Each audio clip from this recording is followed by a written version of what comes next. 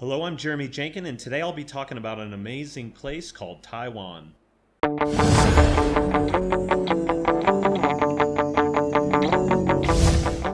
So I'll mostly talk about a trip I did on a bike last September in Taiwan on the East Coast, but I'll also talk about some of the other highlights. I lived in Taiwan 3 years, so I've biked all over the mountains and the West Coast and plenty of places around Taipei where I lived. So there's plenty of amazing places to talk about. So Taiwan's a really underrated destination. Everyone seems to think of going to Thailand or Japan or China or a lot of other places in Asia like Bali. But Taiwan's definitely an amazing place. I assume Taiwan's not as popular because everyone assumes it's just maybe like a big city, you know, with a lot of traffic and stuff like that. And it's true, Taipei, the capital and the main city in the north, is a really busy place. And most of the West Coast is like that too. But actually most of Taiwan is wilderness and mountains, and the entire East Coast is just a pristine coastline pretty much. There's only a couple smaller cities, so hardly anyone on the East Coast. So as you can see on the map, Taipei is in the north, which is the capital and the biggest city, and then the whole West Coast is pretty busy. It's a lot of suburbs and cities there. And then the whole middle of Taiwan is just all huge mountains. So just to give you an idea, the highest mountain in Taiwan is Mount Yushan, which is almost 4,000 meters, which is almost 13,000 feet. The highest mountain in the continental United States, not including Alaska, is Mount Whitney in California, and that's almost 14,500 feet. So there's only a 1,500 foot difference between the two, which is pretty amazing considering Taiwan is only the size of a small US state. So the fact it goes from sea level to that high of an elevation in such a short distance is pretty amazing. So I began my trip in Taipei and headed east towards a place called Shifen, which has a town that's famous for people flying lanterns, and there's also a big waterfall nearby there. I made my way to Fulong Beach, which is pretty nice, and then I headed down the coast a little bit to Ilan, which is a decent-sized city, and from there I took a train actually to the beginning of Taroko Gorge. That section, it's about 75 kilometers, called the Suhua Highway, is a little dangerous because it's super narrow. There's tons of cliffs in this area and a lot of big trucks flying through there, and you go through some tunnels and stuff, so it's a little dangerous. You might want to skip that section between the southern part of Ilan to at least Taroko Gorge or to Hualien. I then headed up to Taroko Gorge, which is one of the highlights in all of Taiwan. It's about 20 kilometers to get up to the top of the most spectacular area, and then you can make it down in, a short period of time, so it only takes a few hours. But you can stop and hike and check out some other things. So I continued on to Hualien, which is a decent-sized city, about 350,000, and there's some nice beaches and stuff around there. And then just below Hualien, there's two different roads. You can take either Highway 9 in the Rift Valley, that's inland, or you can take the Highway 11, which is on the coast. Both are amazing. If you've already been on the coast for a little bit and you want to go inland, you could do that, or vice versa. And there's a few roads that go in between there, so you can kind of zigzag back and forth. So I continued down Highway 11, which is on the coast. And by the way, that doesn't always go right next to the ocean. You do have some climbs up for a few kilometers at times, and it goes inland. But anyway, I did pass by one gorge, and legend has it that the people in the area established who the next chief would be of the tribe based on who could vault across this gorge on a bamboo stick. So of course many people died doing this. It's about 45 meters wide or something. So anyway, that's the legend of the local Amis Aboriginal group there. So if you want to take your shot at being a chief of an Aboriginal village, there's your shot. So I decided I'd change the scenery a bit, so I went up over a pass to get over to Highway 9 in the Rift Valley. The climb wasn't too bad, maybe less than 10 kilometers, but the thing that was really tough was that it was so hot. Taiwan at this time had record highs, I guess. It was around 100 degrees or 40 degrees Celsius. So I did this trip at the end of August, which the summer in Taiwan is obviously super hot. It's also the rainy season, and you get some typhoons in the summer. But it's the time I had, so I went. But if you could wait until like October, it's a little bit better. Mid-fall or mid-spring is a better time. Even the winter is okay. I've done a little bit in the winter, although you could get some storms. It can get a little too cold. So I began to bike through the Rift Valley area on Highway 9, and it's nice because there's tons of bike paths on the side of the road there that you can take. Not everywhere, but some of the places. Actually, Taiwan is quite bike-friendly. You could go to like police stations to get free water and camp at any time. You have 7-Elevens everywhere with bike pumps and stuff, so you can fill up your tires. So it's probably the most bike-friendly place I could think of in Asia that I've been to. And not just this area, but a lot of other areas in Taiwan have bike paths too. I'd say probably about a third of it you can get off the road onto like just bike paths. Even Taipei is a great place to bike. There's tons of ways to get on paths next to the rivers and away from traffic, so really bike-friendly place. Taiwan has a complicated history, to say the least. The original people of Taiwan are actually Aboriginal people.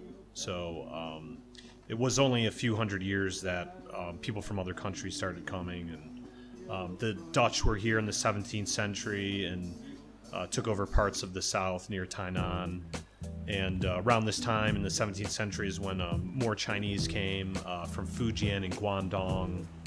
And later the Spanish were briefly up in the north. And then around the late 1800s, after the First Sino-Japanese War, Japan got Taiwan as a colony. So from 1895 to 1945, Japan developed the infrastructure, the railroads, and stuff like that. And then, following World War II, the Kuomintang, the people who retreated from communist China, fled to Taiwan. So you've got quite a lot of different influences from the original Aboriginal people to the old Chinese who were originally there from 200-300 years ago to the new Chinese who came in the late 40s. So the Taiwan government recognizes 16 different Aboriginal groups today. There could be more, of course, depending on how you look at it. On most of this trip down the East Coast, I think the biggest group are the Amis, which I think are here right now in this video. And then there's another one, Puyama and Paiwan. So that's most of the East Coast and down in the south. Up in the north, or northeast, it's Atayal tribe. So, and then there's plenty more in the mountains, because obviously when the Chinese and other groups came, most of the people fled to the mountains because it was easier to hide. I'm not sure what's going on here. This might be a boy's passage to manhood by whacking him in the head with plastic bottles. I'm not sure. One thing you'll see when you travel around Taiwan are these ladies selling these green things called betel nuts. And this is a really popular thing in Taiwan and a few other places in Southeast Asia. It's kind of like a little bit of an upper, like caffeine or something like that. So you see people spitting out this red liquid all the time, usually guys. And yeah, so this is really popular all over Taiwan. So Taiwan's got tons of great food, obviously a huge influence from mainland China. I assume Fujian would probably be the biggest influence, or Guangdong. So in that area, or in Taiwan, it's not so spicy. So I think for most foreigners, the Taiwanese food's pretty good. I personally like a little more spicy and stuff, but a good variety, and I'm sure there's Aboriginal influence in some of the food in some of these areas too, but plenty of good stuff. And if you do happen to get tired of some of the local food, I mean, there's a lot of Western restaurants and places, and even 7-Elevens and stuff have Western food, like burgers and sandwiches. I mean, they're not amazing, obviously, but it's just something if you want to get by. There's always those options too, which is nice. So there's a couple other big differences between mainland China and Taiwan. Mainland China went communist, which is against religion and a lot of the traditions, where Taiwan kept a lot of the like Buddhist religious aspects and traditional Chinese culture. They write traditional characters, stuff like that. So you see a lot more religious things like in people's homes or in shops, and there's a lot more religious like festivals in Taiwan. And also Taiwan, around the 1990s, became a democracy. So a much more open society where, mainland China's, more of an authoritarian rule. So a much different feel for that reason. So I continued on and made it down to the farthest point south in Taiwan and came around the corner to Kending, which is a pretty popular area for a lot of people in Taiwan to go for the weekend or vacations. And there's some nice beaches and stuff around there, and that's where I ended my trip. So you could get down the East Coast biking in about a week. It's not too bad. And if you want to go back around the West Coast, there's still some nice areas. It's not all suburbs. You can take either the high mountains in the middle of Taiwan, which obviously are a huge climb because it's, like I mentioned, it's, goes up to 12,500 feet. So you'd have 30-40 kilometer climb to get up there, but some great views up there. Or you can kind of go just near the hills, and there's some nice spots like Sun Moon Lake, which is a little touristy, but there's some nice things. I mean, you could go to Tainan, which is pretty historical. Kaohsiung has some nice stuff too. And then head back to Taipei. It just takes another, 5 days or a week or so. So, yeah, I hope you can make it out to Taiwan. It's an amazing place, one of the most underrated places, I think, in Asia. The costs are about the same as China or other places in Asia in general. The accommodation is just a little bit more. That's probably about 25% more on average. But other than that, it's worth it. You don't have the tourist hassles. You don't have people ripping you off. You don't have hordes of tourists all over. So I definitely recommend checking it out. If you're just in Taipei or in northern Taiwan, there's tons of places you could go just for the weekend or the day. I like going down to Wulai, which is a place in the south that you could get to in a few hours. Or you could head out to the coast. There's mountains just north of Taipei and some hot springs in Beitou. Plenty of bike routes along the river and stuff like that. So it's just an awesome place for bikers and stuff. So hope you can make it out to Taiwan. It's an amazing place. If you are interested in going on an organized bike tour down the East Coast, I do organize trips there. I'll post some links below you can check out. If not, go on your own. It's a super easy place to travel. There's a decent amount of people who know English, especially if you're in Taipei. Quite a lot do. And if you're from most countries, like in Europe or the States or Australia, you don't need a visa, so you can just show up at the airport and get, I think, 30 to 90 days, depending on what country you're from. So hope you enjoyed the video. If you did, like it, subscribe, or share. And hope you make it out to Taiwan. It's definitely one of the best places in Asia. Take care.